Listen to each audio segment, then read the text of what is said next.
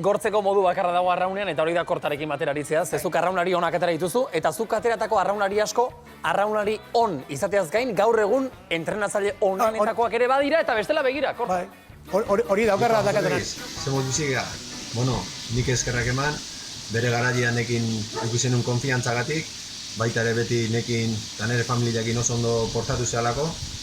Da, bueno, guendikan harrituta no, 60 urtekin zentrain zen dituen arraunian gukin, azaburu errak ateriaz. Da, ba hoxe, gure arraun traineru mundu hontan numero 1 zehala, eta aurrerantzian de ondo segi, eta dengo geha. Haupa, Jose Luis, bueno, hementxe aurten bakizu, liga berengea, elkarren arten borrokatuko deu, negozua pasako deu badian batea eta bestea, eta, bueno, bakizu, San Pedro, San Juan, San Pedro izateala, lehia ondile eukiko deula, baina, bueno, urte polita jungoa, bai bat eta bestiak eta onenak irabaz dezan. Jo!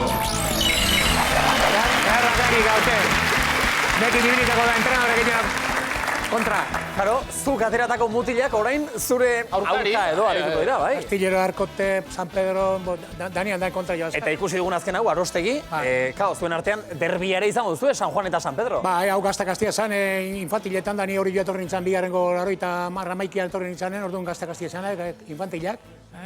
Eta estropa pilarra geha, zizituen umetatik handa, ez da gehiagiak utzita eskatuan, ere kontra jok.